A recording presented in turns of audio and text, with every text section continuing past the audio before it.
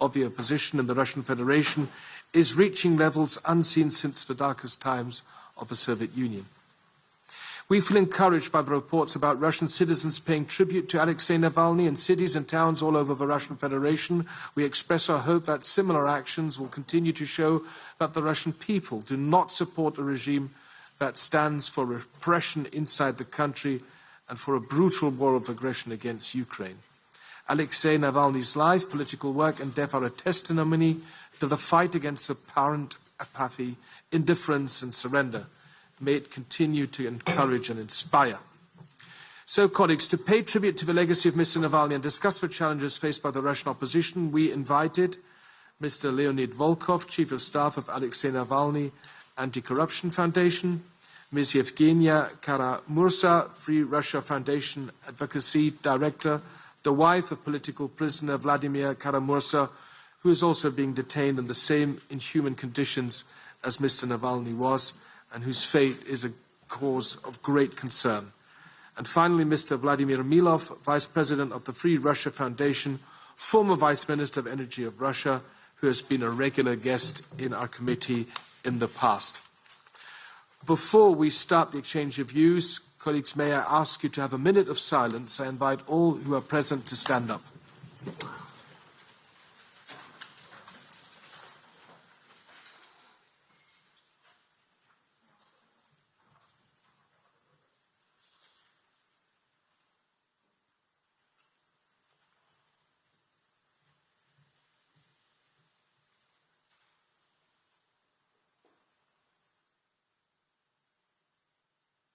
Thank you.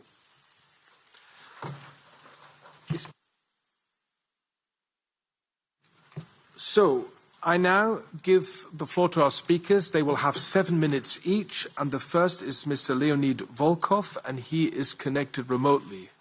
Hopefully we can now get him connected. There you go. A warm welcome. 7 minutes. The floor is yours. Dear Chairman, dear members of the committees, thanks for the opportunity to speak here today. I have to say that I'm still quite speechless. Alexei Navalny was a hero, a leader, a talented politician, but also a very close and dear friend. He will be missed and remembered, and there is a bleeding hole in my heart and in the hearts of our friends and co-workers. We are not yet ready to present our new strategy. We are working hard to find out how we can better work to make his cause win.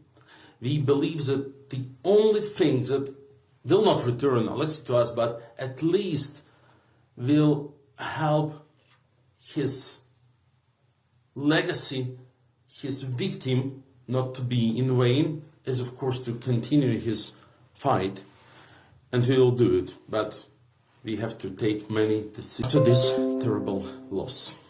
And we don't have to forget that the body is not yet released to the family, and we have to fight for even such a basic thing like a proper, decent funeral.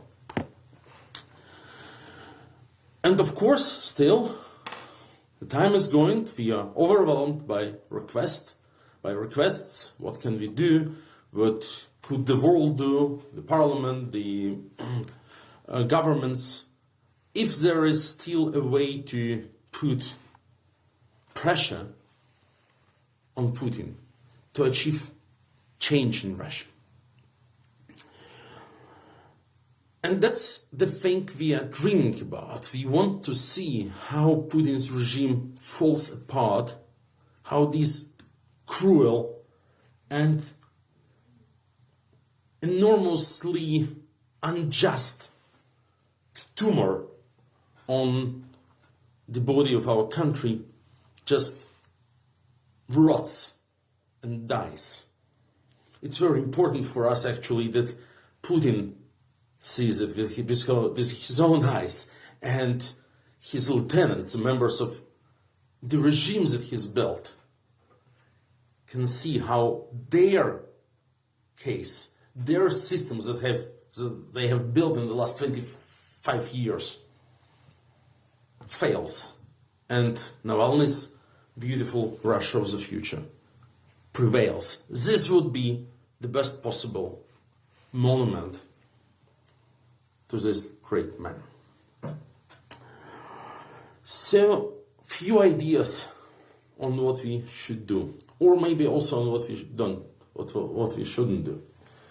There are, unfortunately, a couple of examples of don'ts that we've seen in the last few days. The British government sanctioned 6 people in connection to the death, to the murder of Alexei Navalny, and he was killed, and that goes beyond reasonable doubt, and we have all necessary proof for this. British government has sanctioned 6 people, some members of the staff of the penal colony, who were never in possession of travel passports, who would never travel to the UK, who never had any assets in the UK, who would only laugh about these sanctions, and Putin would also laugh with them. Navalny Foundation studied how Russian corruption operates, how Putin's system actually is built, who controls the money, where does the money go, what's really painful for them. We have issued our recommendations in this regard many times. Navalny himself produced a list of Putin's closest oligarchs in 2021, before going back to Russia from Berlin from rehabilitation after the poisoning, where he indicated Putin's closest friends and asset holders, and yet not all of them are sanctioned, that not all of their assets are frozen. Then the Anti-Corruption Foundation, Navalny's foundation, produced a list of 6,000 people, now it's more than 7,000 people, who are the backbone of Putin's system, his mid-level managers and friends and asset holders and so on. We've produced this list in April 2022, 2 months after the full-scale invasion in Ukraine, Putin's maybe worst and largest crime ever. In May, and we are grateful, European Parliament voted for a resolution in support of this Anti-Corruption Foundation's sanction list. It was almost 2 years ago. Nothing has happened. Nothing has happened. The European Commission didn't take measures according to this resolution. We have to push hard. Finally, there are those people whom we have investigated and discovered in Navalny's team anti-corruption investigations. Those people who still have sizable assets in the West, and those people who are dear to Mr. Putin. If I dream about what the best possible response could be, it is go after Putin's friends, seize their assets that we have found, that we have investigated, put them into a Navalny Memorial Foundation, which would provide best possible scholarships for the best independent journalists and anti-corruption investigators all around the world. Something like this. Once again, it's an exchange of views, okay? So it's not like we have a clear plan, clear strategy, and clear proposal. Alexei's death happened just 5-6 days ago. But if we want to think in a correct direction that would really make Putin and his regime suffer and would really contribute to the victory over this terrible regime, that's probably the direction we should look into, we should go. Thank you. Thank you, sir, and thank you for keeping exactly to your speaking time. I will now give the floor to Ms. Yevgenia Karamurza. Please, madam. Chairman, members of the committees, esteemed members of Parliament, ladies and gentlemen. A few days ago, the murder of Alexei Navalny shocked the world. To the world, This was yet another demonstration of the nature of the Putin regime. To the Russian population, to Russian civil society, this was a personal pain, a devastating blow. We lost yet another fierce warrior, a fierce warrior for a different future for our country, a future that we can see, that we can envisage, a future that he symbolized. We lost one of the best, one of the most principled, strong fighters,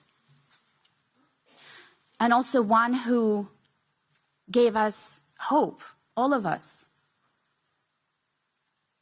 He's not the only one. Alexei is not the only one who carries that hope.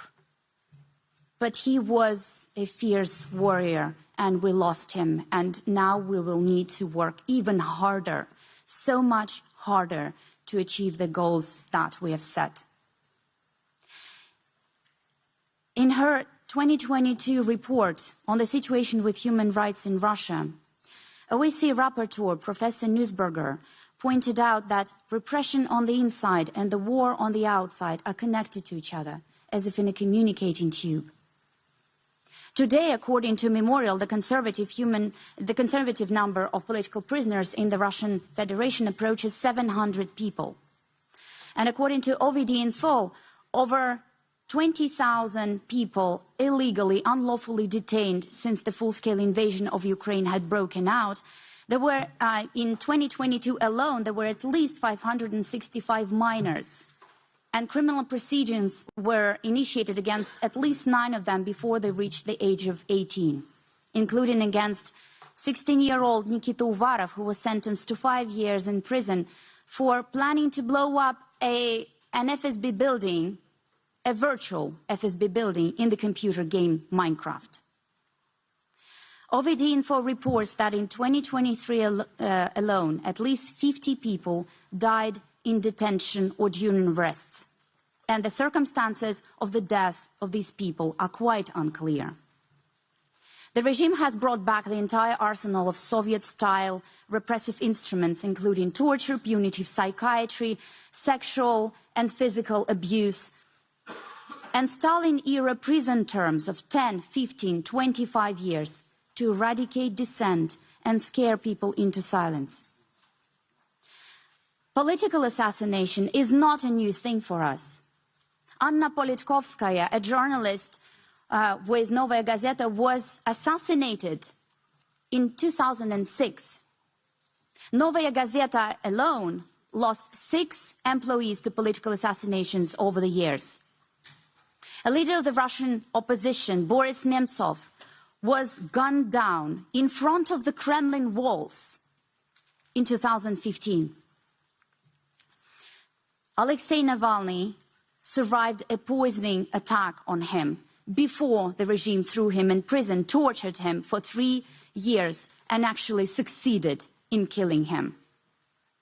My husband, who survived 2 assassination attacks on him in 2015 and 2017, is still there, behind bars, still alive for now, sentenced to 25 years of strict regime for consistently opposing the regime of Vladimir Putin, for calling the war against Ukraine a crime that needed to be prosecuted, for calling for a Nuremberg-style tribunal for those responsible for that crime of aggression and war crimes committed there. All this is happening in the atmosphere of total censorship and propaganda used by the regime to create a warped Soviet-style image of reality in which the entire population stands behind Putin and his war and aggression of Ukraine. Meanwhile, hundreds of people got arrested over the last few days for just laying flowers to commemorate Alexei Navalny. In view of all of this, I believe it is important to reiterate a few messages. With all independent media banned and blocked, civil society institutions destroyed, and international observers and rapporteurs consistently denied entry to the country, we have only a vague idea of the scale of repression that is happening in Russia. This is why it is crucially important to support, including financially, the work of those independent journalists, civil society groups, and lawyers who do their best to monitor this situation and report on it against all odds. Second, in October of last year, the Parliamentary Assembly of the Council of Europe adopted the report by Rapporteur Peter Onzik on the illegitimacy of Vladimir Putin's regime, and the Parliamentary Assembly of the Council of Europe adopted a resolution calling on all member states to not recognize the legitimacy of Vladimir Putin as a head of state after this year's sham election. There are very clear legal justifications for this step. The constitutional amendments carried out in 2022 in Russia through a fraudulent referendum that basically destroyed the country's fundamental law and made Vladimir Putin into a czar, are not legitimate, both from the point of view of the Russian constitution and from the point of view of international norms, as repeatedly pointed out by the European Parliament and the Parliamentary Assembly of the Council of Europe. Not to mention the fact that this so-called election will be carried out on the occupied Ukrainian territories, where people are forced to accept Russian citizenship in exchange for humanitarian aid or medication. I urge you to respond to this call and send a clear message to the Kremlin that Vladimir Putin is a criminal wanted by the ICC and not a legitimate president or a partner on the international stage. Now, the crisis of hostage-taking and imprisoning people for their beliefs or their political views is on the rise worldwide. This comes as a result of impunity that autocrats were allowed to enjoy during a prolonged period of time, almost a quarter of a century in the case of Vladimir Putin, which means that after years and sometimes even decades of ignoring or appeasing a monster, the free world is faced with the need to control the damage, a process that is accompanied by all these ethical dilemmas about giving in to terrorists, dilemmas that could have been avoided had the regime or the terrorist organization been prevented from growing into a monster in the first place. I urge you to respond more responsibly to the rising crisis of hostage-taking and political imprisonment and stand with those political prisoners, specifically in the Russian Federation, but also in Belarus, who are suffering tremendously from the regimes in these countries, for standing up to them and for wanting a different future for their countries. There are people you can save. Do what you can to save them so that they could be there tomorrow to rebuild these countries from scratch and make them into democracies. Thank you very much.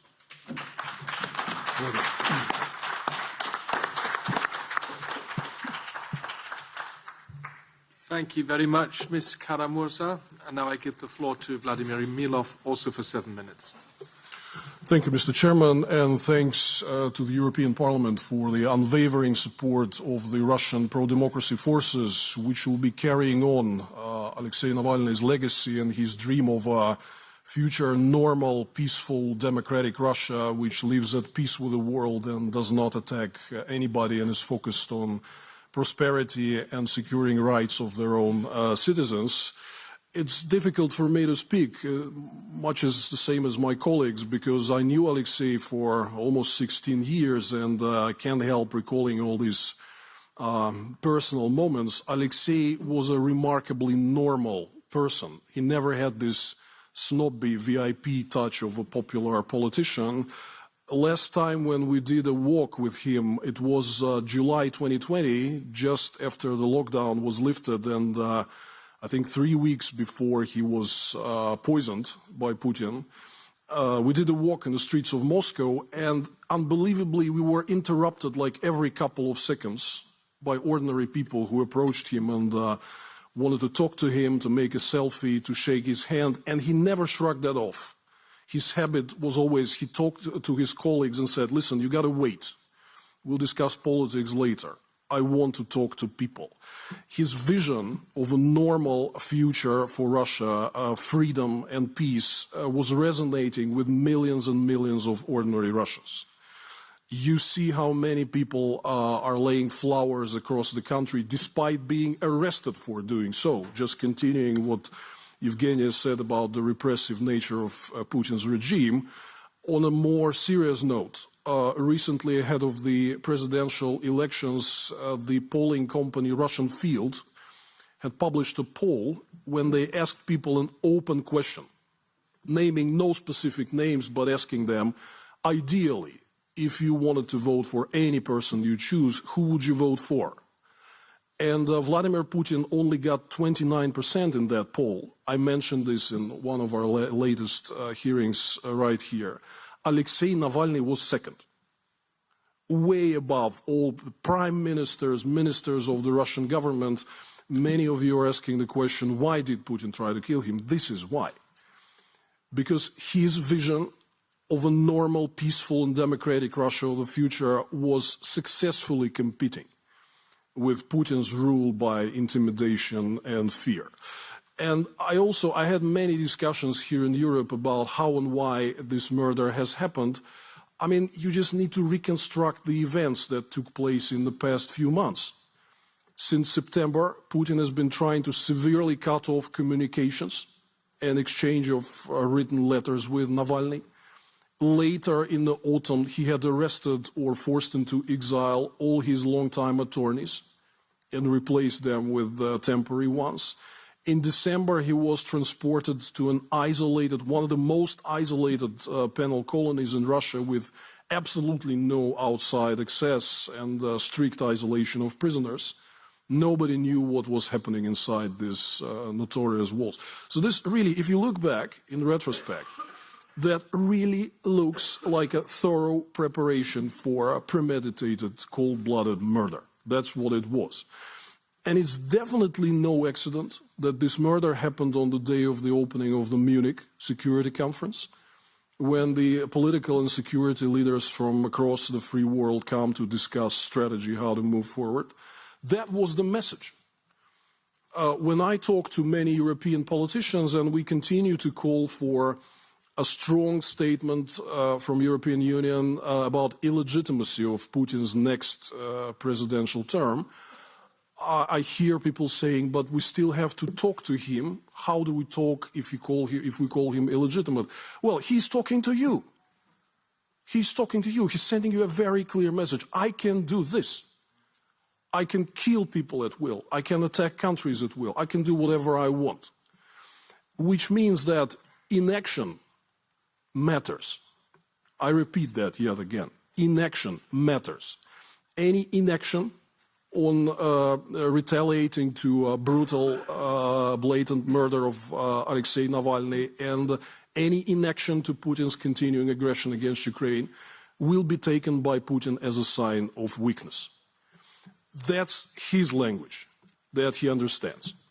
So action is necessary. And first, I would remind you of the one issue where European Union's actions have been certainly lagging behind, because EU has introduced sweeping economic sanctions against Putin, which do cause a lot of harm to Putin's economy. That's another topic, we will come back to it. But only less than 2,000 individuals from Russia are currently on EU sanctions lists. Less than 2,000. It's nothing. Because I used to work for the Russian government for 6 years, and I know many of those people who are still out there.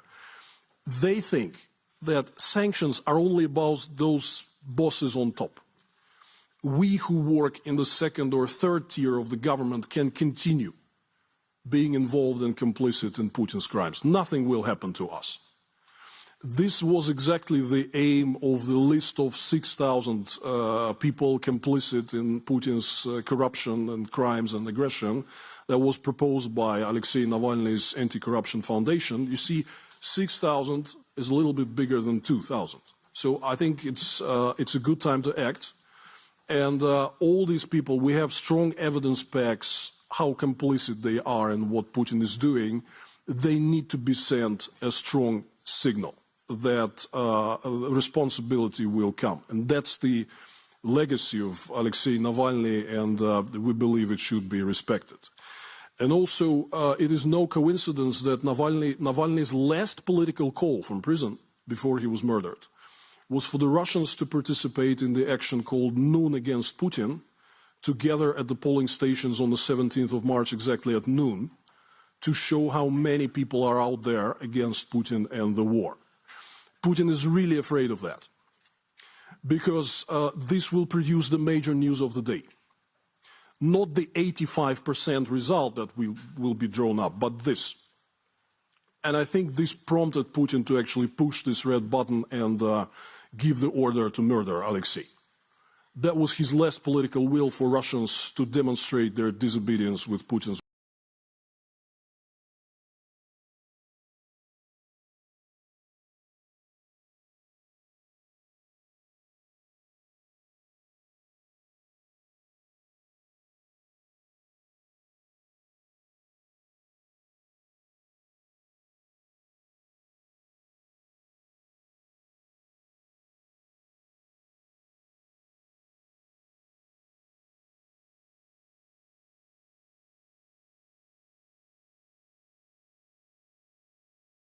regime and the war. You will see it on the 17th of March, and I think it will be only appropriate on the side of the free world to respond to these developments with not recognizing Putin as a legitimate Russian ruler for another presidential term.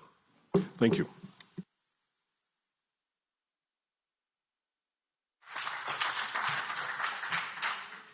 Let me thank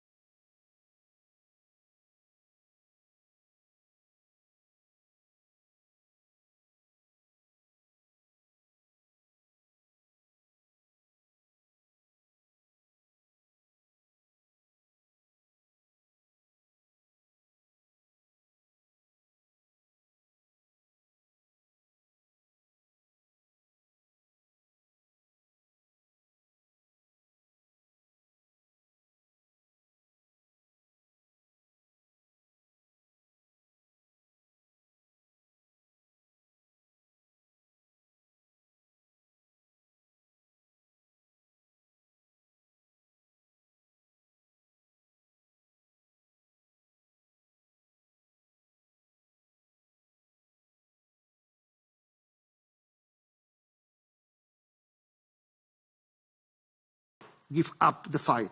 Alexei Navalny will live on.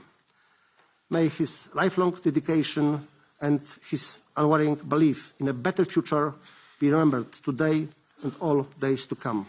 Thank you. Spasiba. Thank you, Richard. Now, colleagues, we have roughly 20 minutes. I have to be very strict on time, and unfortunately today I cannot give all colleagues the floor who are requesting to take the floor, simply because we are under enormous time pressure. We have further items on the agenda. So, first of all, it's one speaker per group, that's for sure, and it's maximum 2 minutes. I understand the first speaker for the EPP is Sandra Kalniete. I would ask you to put on the airs because I will speak in Latvian. Navalnijs bija varonīgs cilvēks, taču viņa nāve nedrīkst palikt tikai skumju un piemiņas runu līmenī. Demokrātiskajai pasaulē ir jākoncentrē savu spēki, lai vājinātu Putina režīmu. Tā kā to darīja Reigans vājinot Padomju Savienību. Gan sankcionējot Navalnī fonda atklātos korumpantus, gan atbalstot Krievijas opozīcijas pārstāvi, kur turpina Navalnī cīņu. Mums ir jāatbalsta neatkarīgie žurnālisti, cilvēktiesību cīnītāji, disidenti. Mums atkal un atkal ir jāprasa politieslodzīto atbrīvošana. Taču īstā cīņa par Putina režīmu sakāvi notiek Ukrainā. Eiropas Savienībai un NATO valstīm ir jāatbalsta Ukrainas cīņa līdz uzvarai. Nevis as long as it takes. Ir jāpārtrauc vilkt sarkanās līnijas un baidīties no Putina draudiem par atomtriecienu. Krievijas vēsture parāda, ka tā nekad nav uzbrukusi stiprākam pretiniekam. Mūsu ekonomiskais potenciāls ir 25 reizes lielāks nekā Krievijai. Ja katra valsts atbalstītu Ukrainu ar 0,25% no sava IKP, tad Ukraina uzvarētu. Mēs nedrīkstam atzīt Putina ievēlēšanu par leģitīmu, jo vēlēšanas būs viltotas. Mēs nedrīkstam atkārtot vēsturiskās kļūdas un atgriezties pie tirāna appeasement stratēģija, kā tas, kura noveda līdz Otrajam pasaules karam. Mums ir jārīkojās apņēmīgi un ātri, tik apņēmīgi, kā rīkojās Aleksejs Navalnijs. Paldies! Thank you, Sandra. For the S&D, the speaker is Mr. Shimoshevich. Thank you, Chair. I will speak in Polish. To jest kolejna tragiczna wiadomość, jaka wstrząsa nami, docierająca z Rosji. Pani Karamurza wymieniła nazwiska dwojga wcześniejszych ofiar reżimu Putina, ale wszyscy wiemy, że ta lista jest znacznie dłuższa. I ludzi, którzy oddali swoje życie walcząc o prawdę, o uczciwą, demokratyczną Rosję, o to, żeby obywatele Rosji mogli korzystać z elementarnych praw i wolności ludzkich, ta lista jest dłuższa. Chciałbym mieć nadzieję, że nie będzie już dłuższa w przyszłości, ale tak długo, jak będzie istniał ten niegodziwy reżim, nie możemy mieć takiej pewności. Wydaje mi się, że powinniśmy domagać się publicznie dopuszczenia niezależnych zagranicznych ekspertów do wyjaśnienia przyczyn śmierci Aleksieja Nawalnego. I powinniśmy z góry zadeklarować, że odmowa dopuszczenia takich ekspertów przez władze Rosji będzie jedynie dowodem, potwierdzeniem, przyznaniem się przez nie do tego, że Aleksiej Nawalny został zamordowany i że władze Rosji nie zgodzą się na to, żeby zostało to wyjaśnione. Powinniśmy zażądać także od naszych państw członkowskich nałożenia dalszych surowych sankcji na Rosję. Moim zdaniem krokiem minimalnym jest nałożenie sankcji zgodnych z tą tak zwaną listą Nawalnego, chociaż wszyscy ci, którzy popierają reżim Putina, pracują dla niego, powinni odczuć nasz sprzeciw i naszą pogardę. Wreszcie powinniśmy zrobić znacznie więcej w naszych własnych krajach, żeby uświadamiać naszym współobywatelom, jak zbrodniczym reżimem jest ten, który został po raz kolejny w historii stworzony w Rosji. Wszyscy powinniśmy to rozumieć, temu się sprzeciwiać i znać, jakim zagrożeniem dla całej Europy jest ten reżim. Dziękuję. Thank you. For Renew, Bernhard Getter. Mes chers collègues, Madame Karamurza, Monsieur Milov, le courage a un nom. Le courage s'appelle Alexei Navalny. mais le constater nous oblige. Le constater nous oblige.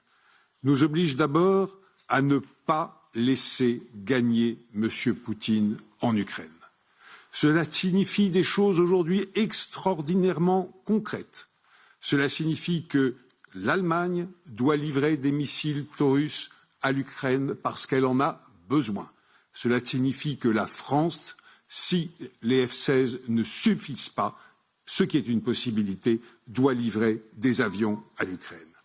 Deuxièmement, le courage d'Alexeï Navalny nous oblige à ne pas confondre, jamais, à cesser de confondre, car nous le faisons trop souvent, Poutine et sa clique avec le peuple russe.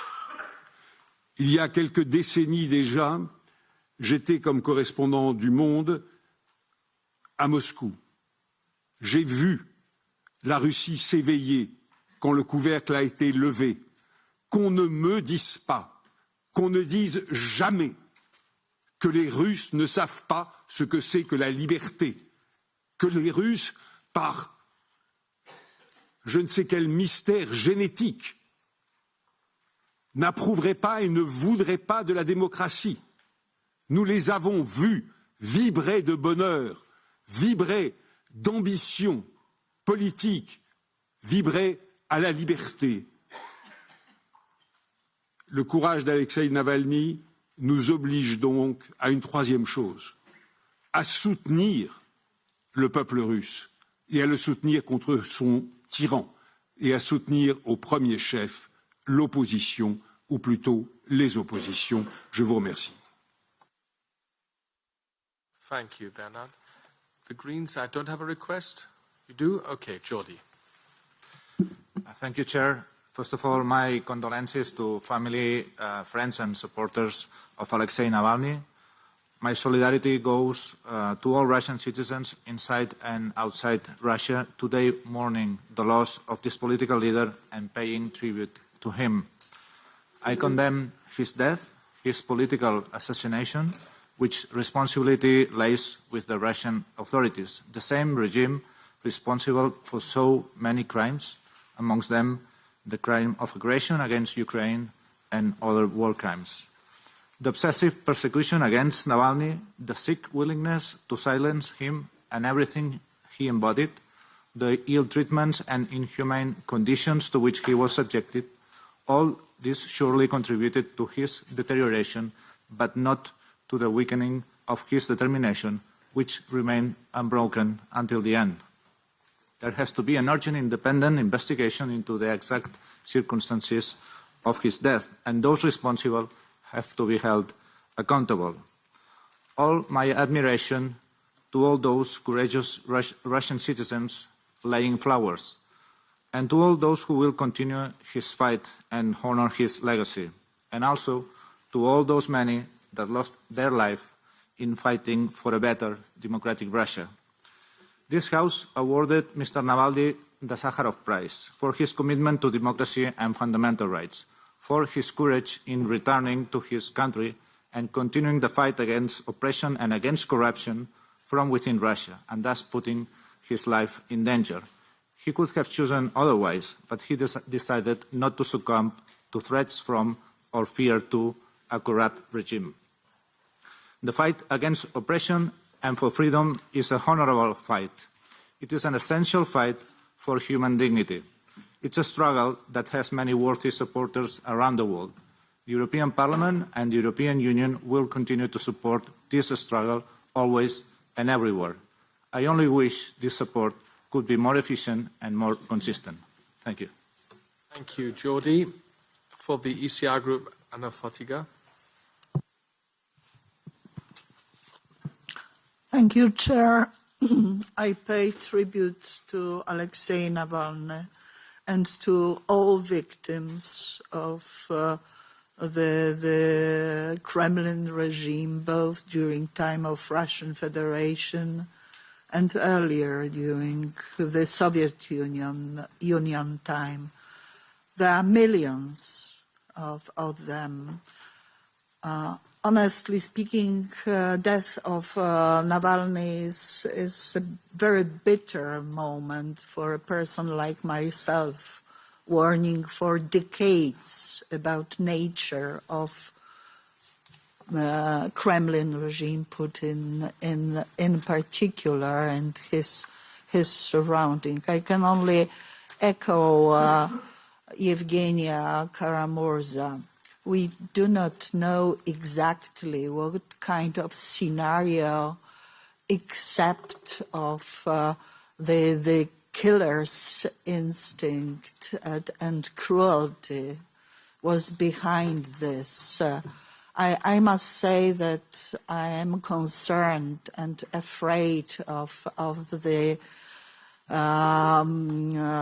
fate of current prisoners, including external prisoners like Mikhail Saakashvili, whom I consider Putin's prisoner as well.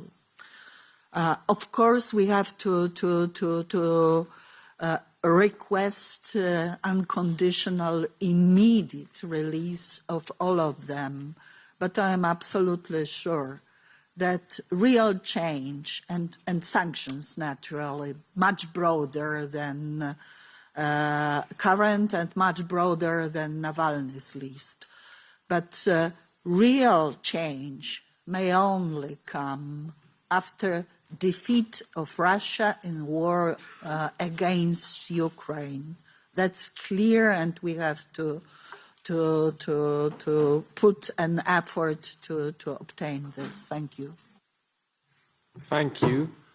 I have no request to take the floor from the ID group on the left.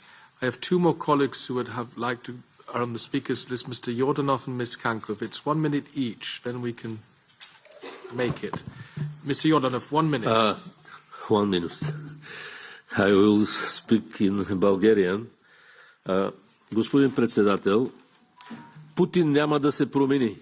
Путин и негови режим, това са заразно зло. Решението е заразното зло да бъде максимално изолирано, напълно изолирано. Големия въпрос е има ли сили руската опозиция да се обедини и да започне да променя руският народ. Защото е факт, че руският народ е този, който избира диктатор като Путин. И това е голяма цел. Как да се промени народа? Върху това трябва да се работи. Руската опозиция трябва да се обедини и първата задача, която трябва да си постави, е да започне навсякъде да говори само за едно. За победа на Украйна срещу Русия във войната. За победа. За прогонване на руските агресори от Украйна. Завършвам, като ще кажа само следното. Нека да помогнем на руската опозиция, като изолираме руският режим по всички възможни канали и пътища. Благодаря. Thank you, colleague. And finally, Asita, 1 minute. Thank you very much. I will speak in Dutch. Beste collega's, Poetin is niet aan zijn proefstuk toe. De lijst van vermoorde Russische politieke opposanten, journalisten en mensenrechtenactivisten wordt alsmaar langer.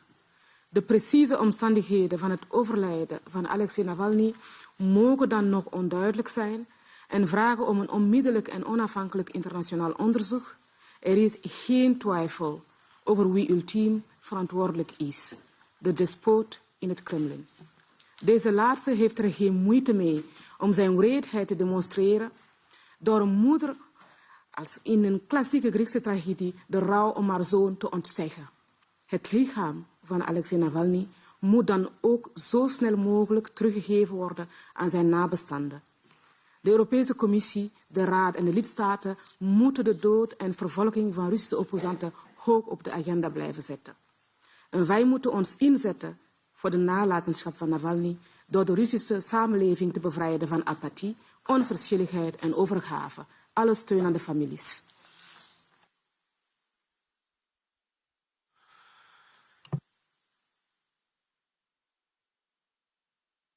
Thank you, dear Rosita. And now back to our guests. If I may ask you to respond for about 2 minutes each, then we can make it roughly in time. Who would like to begin? Perhaps in reversed order. Ms. Karamurza first. Would you like to start? Madam. Thank you very much for all the kind words and all the statements. And I would like to thank Monsieur Guetta for making a very, very important remark about not putting the sign of equation between a country and the regime that has usurped power in this country and is oppressing its own population while carrying out wars of aggression against our neighbors. This is something that my husband, Vladimir Karamurza, whose work I continue while he's unable to do that, has been saying for years. Please do not equate Vladimir Putin's government with the entire country. Please do not. See the diversity of our country. Please see the faces of those people who are fighting for a better future. Please show solidarity with those who risk their freedoms and very often their lives. And yet again, we saw the proof of that. They risk that, everything they have, to show you that a different Russia is possible. And that you can step over your fears somehow, that you can, these people show us that there is something bigger than their fears, something bigger than life itself. Please stand with them and show solidarity with them, because the only guarantee of peace and stability on this continent is a democratic Russia. There is no other way. For as long as there is some kind of a regime in Russia, warmongering will continue and repression will continue, and no one will ever feel safe on this continent. We are fighting for a democratic Russia that will be living peacefully with its own citizens, respecting the rights of its own citizens and respecting the rights of its neighbors. Stand in solidarity with us. Help us achieve this goal so that we can achieve that long-lasting peace and stability on the continent. Thank you very much. Thank you, Ms. Karamurza. And now, Mr. Milov, for 2 minutes. Thank you very much, and thank you for all your warm words of solidarity. We know that these are more than just words, and you, the European Union, the European Parliament have done so much already to counter Putin's regime and its aggression against Ukraine, but we clearly see, in the light of the recent events and the murder of Alexei Navalny, that more needs to be done. And I wanted to convey, after Navalny was murdered, I literally received like tens of thousands of messages from people across Russia who really want to see solidarity from the free world and first and foremost Europe, free and democratic Europe, solidarity with those Russians who don't want dictatorship, who don't want oppression, they don't want war. And there are many of those. You've seen people laying flowers. You also have seen huge lines and queues in support of the presidential candidate Boris Nadezhdin, who was not allowed to run. That was the only candidate who promoted the message to end the war. People were lining up to support him. There were no lines to be drafted to fight in Ukraine inside Putin's army. Putin has to hunt for draftees. But to end the war, people are lining up. They really want to hear that message of solidarity, and they want to see strong and tough action on part of the European Union to give Putin a clear signal that he won't get away with what he's doing and with the murder of Navalny. It's pretty clear. We already have been saying what needs to be done. We just hope for your action and that the words of solidarity will transform into something specific, and we're always here to help and provide you best advice on what exactly needs to be done. Thank you. Thank you, Mr. Volkov, are you still connected? Then I give the floor to you now. Thanks a lot for your interventions and for the respect for Navalny's work and legacy. We, on our side, his friends, his team, will do whatever possible to make his legacy live through work. Navalny always said, you don't have to be devastated, you don't have to stop working. Everyone has to do something every day. Not maybe something huge, but nothing is not an option. And we will continue to live and work by this principle. Vladimir already mentioned one important part of Navalny's political legacy, which is the None Against Putin political campaign in Russia. Brave people all across the country will come to polling places of the fake presidential election. Not to vote, not to pick one of the mock candidates in the fake election, but to present themselves, to show that they exist, while the propaganda pretends to make a point that they just don't exist, that they are a marginal minority, that everyone supports Putin. These people will take risks. There will be a lot of attempts to embarrass them, to scare them off. Probably we will see stories about, officers of conscription, officers responsible for conscriptions coming to this polling station and handing, draft letters to young men just coming to the election. And still people will show up, and they will show taking huge risks. One important thing, that Putin is not Russia and Russia is not Putin.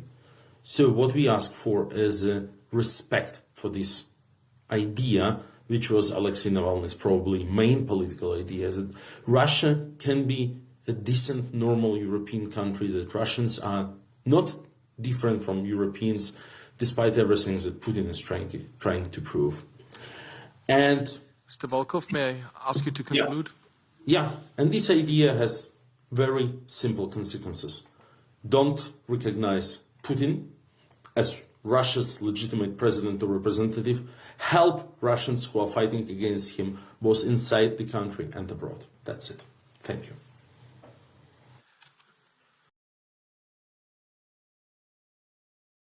Ms. Karamurza, Mr. Milov, Mr. Volkov, thank you so much for attending today's joint meeting of the Foreign Affairs Committee and our Subcommittee on Human Rights. Since we're running late, let me just say that we will continue to support the Russian opposition in its fight for justice, freedom and peace, and we will continue to urge Russia to immediately and unconditionally release all political prisoners. Among some of the names we have been listening to have been mentioned today. So, colleagues, we will continue monitoring the situation in Russia in the coming weeks and months closely. And I will now conclude this item and immediately go on to the next item, item number 10. Thank you once again for attending our session.